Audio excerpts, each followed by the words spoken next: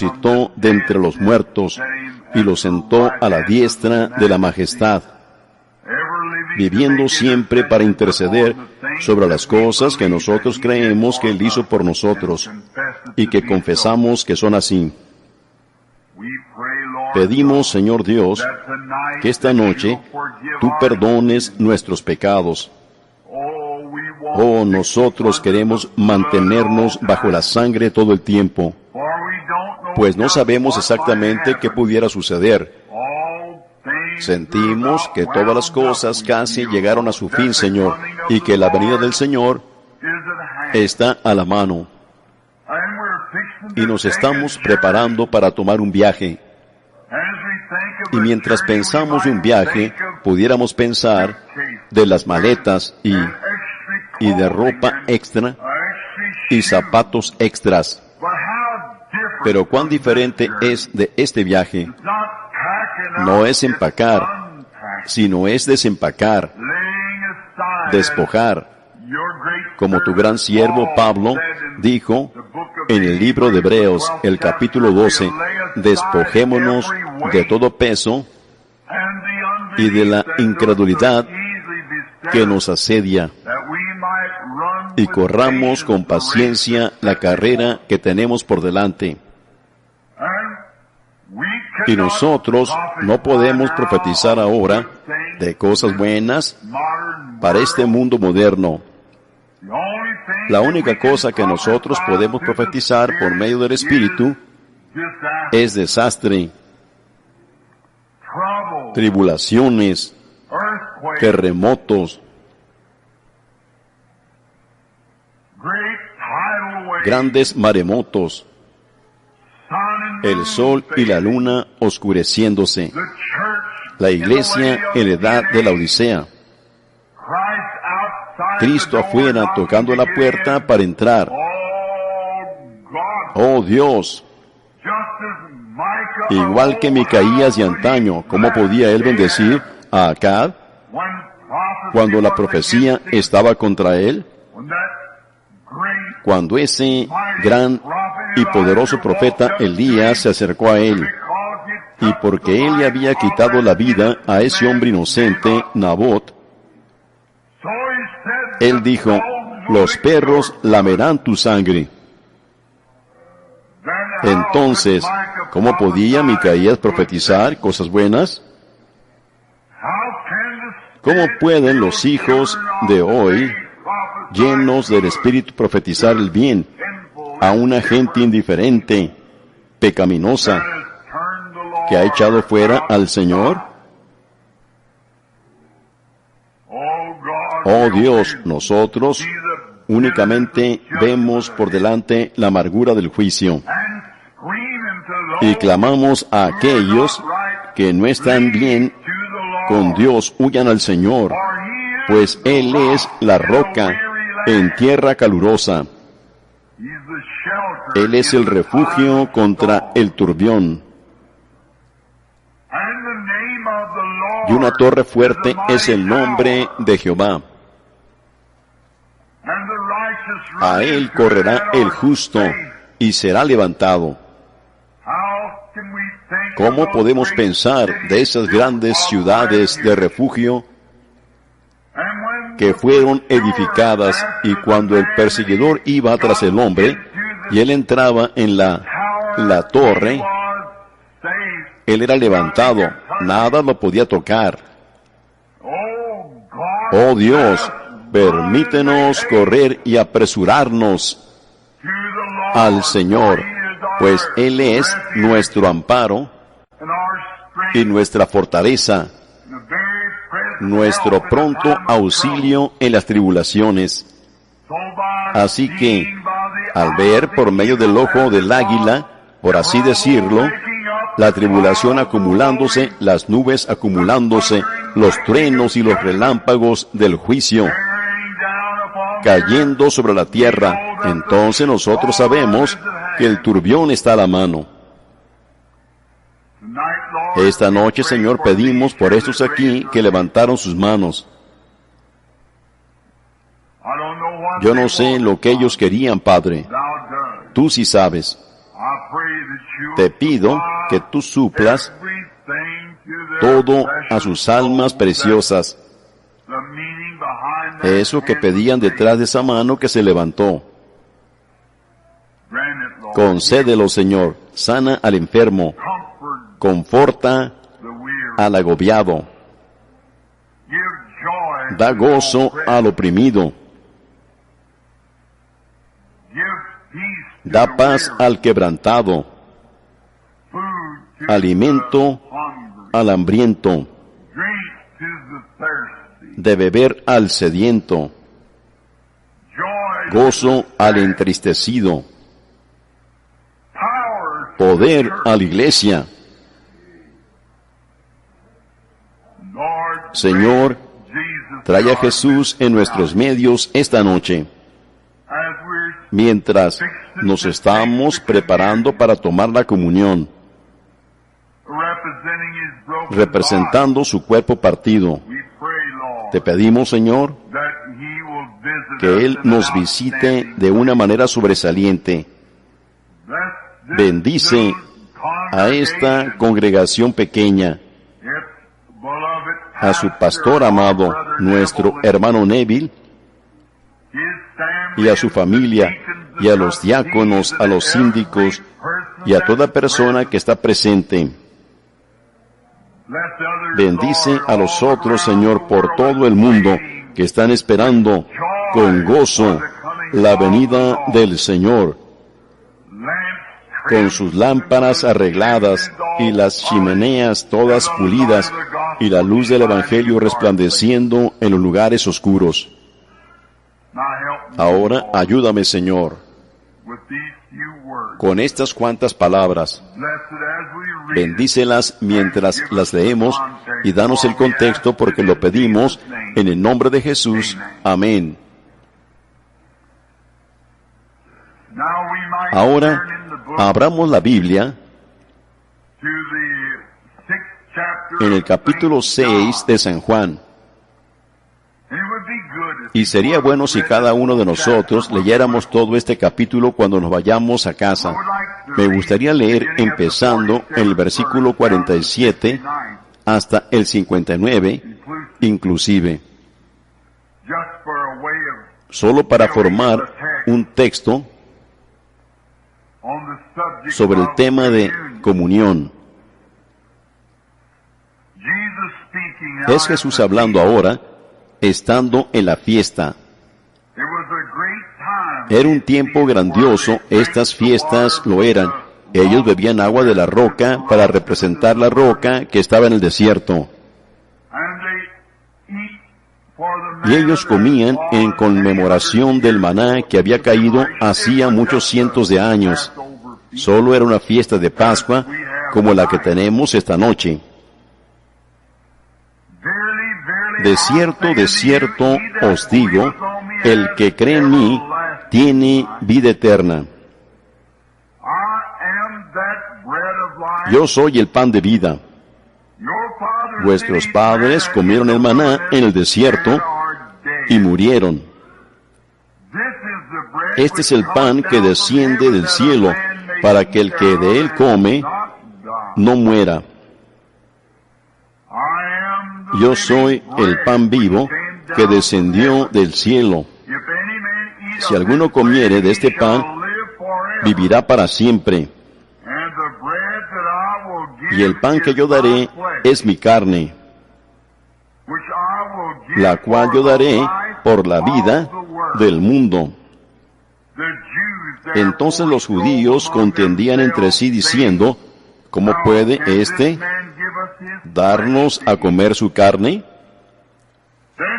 Jesús les dijo, de cierto os digo, si no coméis la carne del Hijo del Hombre y bebéis su sangre, no tenéis vida en vosotros. El que come mi carne y bebe mi sangre, tiene vida eterna. Y yo le resucitaré en el día postrero. Porque mi carne es verdadera comida y mi sangre es verdadera bebida. El que come mi carne y bebe mi sangre, en mí permanece y yo en él. Como me envió el Padre viviente, y yo vivo por el Padre, asimismo, el que me come, él también vivirá por mí. Este es el pan que descendió del cielo, no como vuestros padres comieron el maná y murieron. Pero el que come de este pan vivirá eternamente. Estas cosas dijo en la sinagoga, enseñando en Capernaum. Que el Señor bendiga su palabra. Yo quiero, solo por unos cuantos minutos, hablar sobre comunión. ¿Qué significa la palabra comunión? Conversar significa hablar. Tener comunión realmente significa tener compañerismo. Hablar uno con el otro. Si ustedes hablan a alguien por teléfono y ustedes entablan una conversación allí, ustedes están teniendo comunicación uno con el otro. Y si nosotros fuéramos a un lado y nos paráramos en la parte de atrás del edificio, cualquier individuo y el pastor, o dos personas, cualquiera, ellas están teniendo comunión una con la otra. Miren, ustedes no tienen comunión por medio del radio, porque ustedes no pueden contestar, ni por la televisión. Pero cuando ustedes sí pueden tener comunión por medio del teléfono, porque están teniendo comunión uno con el otro.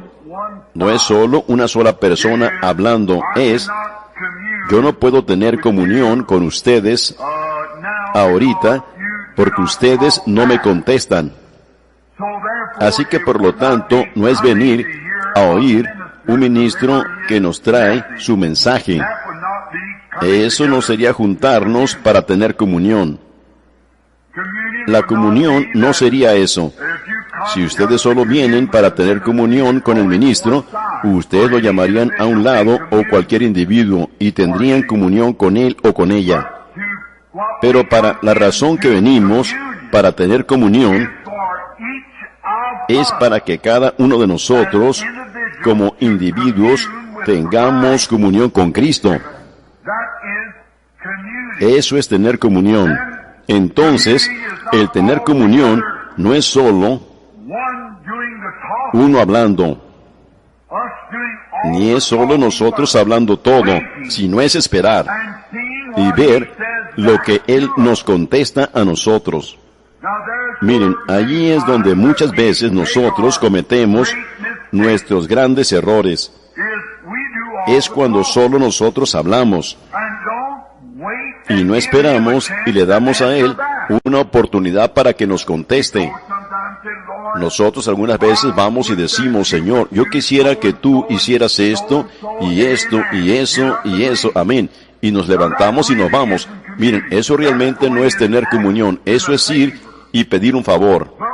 Pero cuando ustedes se quedan el tiempo suficiente hasta que Él contesta, eso es cuando ustedes están en comunión, teniendo comunión con el Señor. Miren, y una gran manera para tener comunión es estar de acuerdo. Ustedes deben estar de acuerdo sobre ciertas cosas. Miren, y es extraño que algunas veces cuando tenemos esas cosas, el comer está asociado con ella. Miren, por ejemplo, la gente de negocio, cuando ellos quieren hacer un trato de negocio, ellos lo invitan a cenar. Y después que se sientan y comen, luego hablan uno con el otro. Un buen vendedor, por lo general, él no le puede hablar a una persona con un estómago vacío. Es mejor esperar hasta que él se sienta bien. después que hayan desayunado. No vaya allí y lo saque de la cama y le hable tocante a algo que usted le quiere vender, sino espere hasta que él haya desayunado y todo esté en condición. El otro día, predicando sobre la mujer que lavó los pies de Jesús, allá en Canadá, yo estaba predicando esto, diciendo que cuando un huésped iba a visitar a otra persona, esa persona tenía que pasar por ciertos procesos antes que ellos, de hecho, se sintieran aptos para ir a visitar o tener comunión. Una visita es una comunión. Miren, ellos eran invitados primero, ustedes tenían que ser invitados. Luego ustedes llegaban a la puerta y el siervo les lavaba los pies, porque debido al viaje ustedes traían el olor de los animales y lo demás que recogían en el camino. Todos ellos, la gente viajaba el mismo camino con los animales y luego allí estaba el olor y el polvo, y el vestido palestino lo recogía y se quedaba en el sudor de las piernas y de la cara, donde estaba descubierta, y de las manos. Y ellos los atendían en la puerta. El siervo los atendía y lavaba sus pies. Y luego otro hombre se paraba allí con una toalla y con un frasco de alabastro. Y ellos rociaban el perfume de ese alabastro en las manos, y ellos se lo frotaban así, y se lo frotaban en la cara de ellos, y luego tomaban una toalla y se lo limpiaban. Eso les quitaba toda la tierra y el olor, y tenía algo en él que refrescaba como menta, y los hacía sentir mejor. Entonces cuando ellos entraban, no con sus viejos zapatos sucios puestos en esas alfombras finas, ellos tenían unas pequeñas pantuflas, y entraban. Y entonces el invitado entraba, y entonces el anfitrión les daba el beso de bienvenida. Y ven, ustedes no querrían que el anfitrión los besara si ustedes olían mal. Ustedes no querrían andar en las alfombras estando sucios. Y entonces el anfitrión les daba el beso de bienvenida. Y entonces ustedes eran como uno que pertenecía a la casa. Y miren, Dios tiene tales cosas. Antes que estemos verdaderamente listos para la comunión de Dios, debemos primero ser lavados por el lavacro de la palabra, la separación, las aguas de separación que nos separa de nuestro pecado. Miren, en primer lugar, ustedes no le pueden hablar a Dios y no pueden tener comunión con Dios. Y en primer lugar, ustedes se tienen que arrepentir por lo que han hecho, porque no pueden creer correctamente hasta que están arrepentidos. Señor, perdona mi incredulidad. ¿Ven? Perdona mi incredulidad. Ustedes primero se tienen que arrepentir, y cuando ustedes se arrepienten, entonces sus pecados pasados son perdonados. Entonces ustedes son un candidato para el bautismo. Miren, entonces Él prometió el Espíritu Santo después del bautismo. Miren, la cosa es que en esto de tener comunión nos damos cuenta que también había un lavamiento de pies y cosas así asociadas con eso. El lavar nuestros pies como un símbolo de la limpieza del Espíritu Santo. Miren, entonces debe haber un sentir mutuo. Si ustedes están irritados con su anfitrión, entonces ustedes no pueden tener comunión. No, ustedes no pueden tener comunión porque están en desacuerdo con él. Pero si ustedes están en acuerdo, entonces pueden tener comunión. Así que de esa manera es cuando venimos a la mesa del Señor. Nosotros tenemos que estar de acuerdo con su palabra. ¿Ven? Debemos nacer de nuevo, con el Espíritu de Dios dentro de nosotros, diciendo amén a toda palabra que Él ha escrito. y entonces podemos tener comunión con Él. Esto tenemos de Dios. Si nuestro corazón no nos reprende, confianza tenemos en Dios. Nosotros sabemos que recibimos nuestra súplica y nuestra petición porque nuestro corazón no nos reprende. Miren, si Dios nos dice que debemos nacer de nuevo y nosotros no hemos recibido el nuevo nacimiento, entonces nos sentiríamos un poquito raros tocante a ir para pedirle a Él algo. ¿Ven? Porque sabemos que no hemos llenado su requisito. Entonces, la única cosa que es una oración de un pecador, pero nosotros hablamos con Él cuando estamos en compañerismo con Él, y eso trae comunión. Miren, esto de comunión me gustaría explicarlo por un ratito. Miren, nosotros tomamos lo que nosotros llamamos comunión, que es el pan y el vino. Miren, eso ha sido representado tan mal, a tal grado que ni siquiera es bueno hablar de ello. Oh, cómo eso ha sido representado mal al pasado de los años. Eso realmente no es comunión. Eso es solo cumplir un mandamiento. ¿Ven? Miren, la razón que le llamamos comunión es porque proviene de la Asociación Católica de ser la Santa Eucaristía, la cual es literalmente el cuerpo del Señor Jesús. Pero no es el cuerpo del Señor Jesús. Es únicamente en conmemoración de su cuerpo. A mí no me interesa cuántos sacerdotes o predicadores o quien sea que bendiga eso. Todavía es pan y vino. No existe tal sacerdote como nosotros, como ellos nos dicen que Dios está obligado a escuchar al sacerdote cuando Él convierte la comunión, lo que ellos llaman comunión, que es la Eucaristía, que la convierten en el cuerpo literal del Señor Jesús. Entonces el creyente toma eso, y eso es comunión. Eso es incorrecto. Comunión es hablar a, tener comunión con, algo a lo que ustedes pueden hablar y les contesta. Eso es conversar. Una hostia no puede contestar. Así que realmente la real comunión es el Espíritu Santo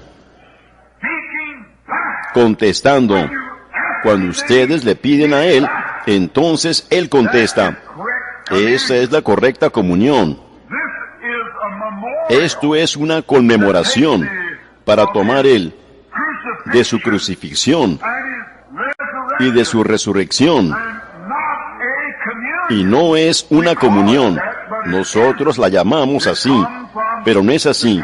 Eso proviene de la Iglesia Católica, de tomar esa hostia, como lo explicamos el otro día en ese orden, y hablamos tocante a ello en paganismo contra cristianismo. ¿Cómo es que esa hostia redonda es el cuerpo literal de Cristo? Miren, la Iglesia Católica cree eso. ¿Se han fijado ustedes alguna vez que cuando ellos pasan por una iglesia, que se persignan, se quitan el sombrero y lo demás? No es por la iglesia, sino que es por esa hostia que está allá adentro. Ese cuerpo que el sacerdote ha cambiado de una hostia al cuerpo literal de Cristo, donde las ratas y los ratones se lo llevan. Bueno, ustedes no piensen, no pueden pensar con sentido común y pensar que un pedazo de pan sería el cuerpo del Señor Jesús. No puede ser. Comunión es hablar y que les conteste algo a lo cual ustedes le hablan. La mismísima palabra conversar significa hablar a, o estar asociados con algo que les está contestando a ustedes. Y Dios les contesta a ustedes. Eso es comunión. Y todavía es pan y vino que nosotros llamamos comunión. Miren, Jesús dijo aquí, como lo estoy leyendo, mi cuerpo es comida y bebida es mi sangre. Cuerpo y sangre es comida y bebida. Miren, nosotros queremos pensar en Jesús y asociar a Él con lo que Él era. ¿Cuál es su cuerpo? ¿Cuál es el cuerpo de Cristo? Es el cuerpo de creyentes que está asociado con Él en el Espíritu Santo. No un ídolo, no un pedazo de pan, sino un espíritu que está en el corazón del creyente. Y ellos están asociados juntos para que el hombre y Dios puedan hablar uno con el otro, hijos e hijas de Dios, por medio del derramamiento de la sangre. Le trajo la remisión de pecados al hombre mortal, y ese hombre y esa mujer, muchacho o muchacha, que tiene compañerismo con Cristo, está teniendo comunión con Él. El cuerpo, como el esposo y la esposa se sientan y lo hablan, o como un muchacho y su novia, Cristo y su iglesia, están teniendo comunión juntos. Esa es la razón que nosotros podemos oír de Él y ver el futuro antes que llegue allí. Y podemos decir el futuro, y es perfecto, porque tenemos comunión con el Dios que sostiene la eternidad en su mano, teniendo comunión unos con otros. El cuerpo de Cristo, el cuerpo místico, espiritual de Cristo, no asociado con alguna clase de ídolo, ni con un pan, ni un vino, sino en una forma espiritual. Miren, Jesús dijo la misma cosa. Ustedes vayan a San Juan, el capítulo 4, hablando con la mujer en el pozo. Ella estaba hablando una cosa como: nuestros padres bebieron de esta fuente y cavaron este pozo, Jacob, y se le dio esa agua a sus hijos y a su ganado. Y ustedes dicen adorar en cierta ciudad, y otros dicen en este monte. Y Jesús, en otras palabras, dijo: espera un momento. Nosotros somos judíos, y nosotros entendemos lo que es, lo que significa adorar. Pero escucha esto, mujer. La hora viene, y ahora es, cuando los verdaderos adoradores adorarán a Dios en espíritu y en verdad. Tu palabra es verdad. Y el Padre tales adoradores busca, que le adoren en espíritu y en la palabra, la verdad. Tu palabra es verdad. Miren, Él le dijo eso a la mujer. ¿Ven? Cristo, Dios es espíritu. Cristo significa el ungido, un hombre ungido con Dios, lo cual lo hizo a Él el Cristo. Miren, Cristo dijo: yo soy comida y bebida, no una hostia, no una galleta que nosotros comemos aquí. Eso no es Cristo. El vino que bebemos en el altar no es Cristo. Lo representa a Él en una manera figurativa, sino que Cristo es el Espíritu Santo, la unción que está sobre la iglesia, lo cual es la comida y la bebida. El clamor más grande que hay en todo el mundo. Yo espero que ninguno de ustedes alguna vez lo haya oído. Pero si ustedes alguna vez lo oyeron, no hay un clamor que iguale al clamor del hambre. Cuando uno ve a una madre con su bebé, y ella no puede caminar porque está tan débil, y el pequeño bebé muriendo con su barriga hinchada debido al hambre, oír esos sollozos salir del corazón de esa madre, ver a ese bebé con sus mejillas hundidas a tal grado que solo es piel y huesos, y sus pequeñas encías brillando, y él casi no puede hacer un ruido, sus ojitos saltones. No hay clamor como el de hambre y el de sed. Allá en los desiertos, ¿cuántos hombres han perdido sus vidas por la sed? Hay muchas historias que yo los pudiera retener toda la noche, de historias verdaderas del desierto. ¿Cómo es que cuando ustedes se ponen, llegan a estar sedientos, como el diablo les da un espejismo?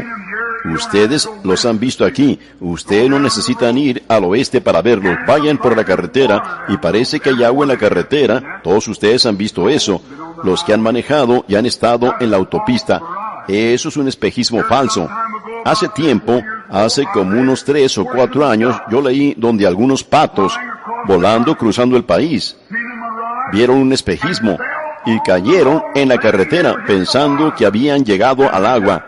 Y ellos sencillamente se desintegraron, se estrellaron en la carretera dura, pensando que estaban llegando al agua, un espejismo. ¿Cuántas veces el diablo ha hecho esa misma cosa a la gente? Dándole un espejismo falso, donde no hay nada allí, sino que es solo una manufactura. Mucha gente hoy recibe una religión manufacturada, tratando de manufacturar algo o pretender que existe algo cuando no es así. Como la mujercita misionerita dijo que ella esperó hasta que estaba segura. Nada más que nosotros hagamos eso. Ustedes no pueden regresar e intentarlo otra vez. Ustedes tienen una sola oportunidad y tienen el plano. Así que vale más que demos en el blanco. El clamor del hambre. Escuchen. Es un gran clamor porque es un clamor angustioso. La persona se está muriendo. Y si pudiéramos llegar a ese lugar, si esta nación pudiera llegar a un lugar donde esté tan hambrienta por Dios,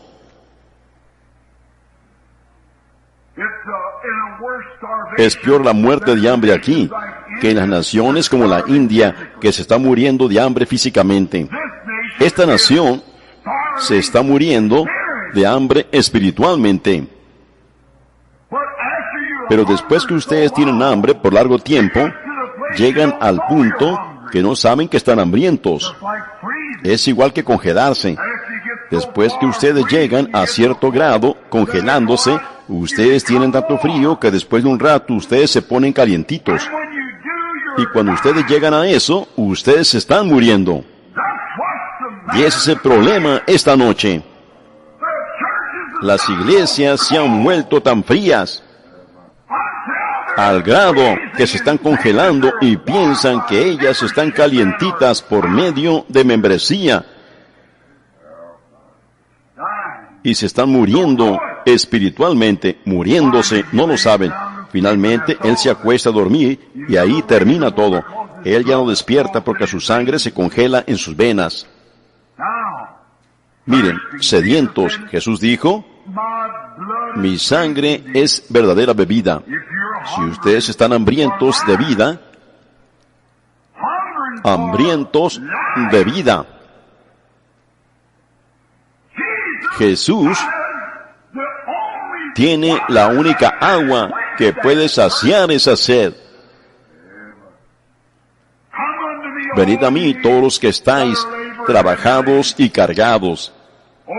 Allá en Apocalipsis dice, el que tiene sed venga a la fuente del agua de la vida y beba gratuitamente.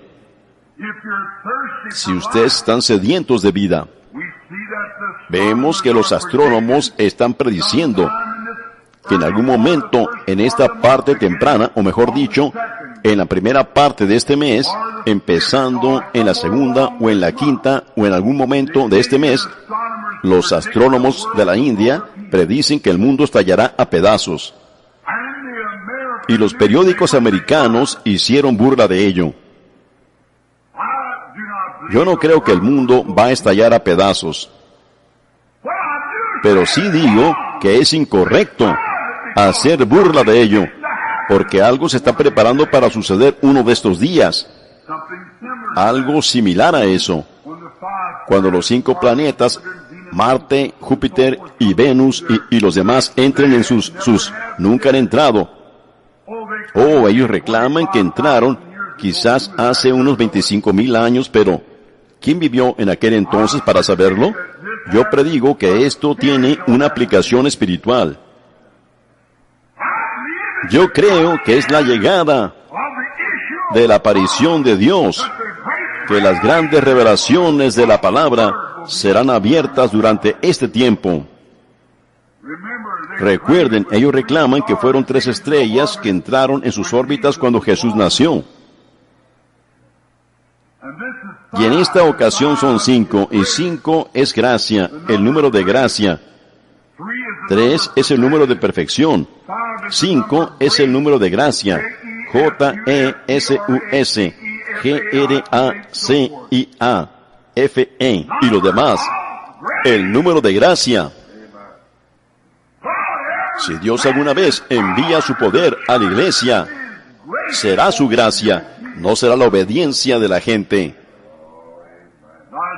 E Isaías dijo en el capítulo 40, hablad al corazón de Jerusalén, decidle a voces que su tiempo es ya cumplido, aunque ella era culpable de idolatría, pero fue la gracia de Dios que lo estaba enviando.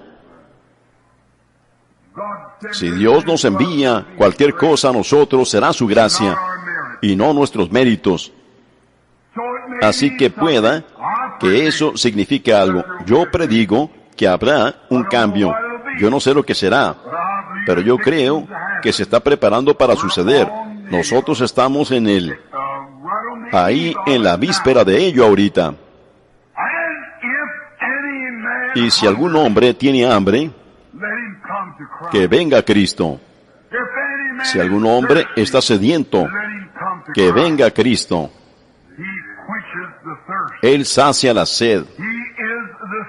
Él es el satisfaciente de toda nuestra sed y hambre.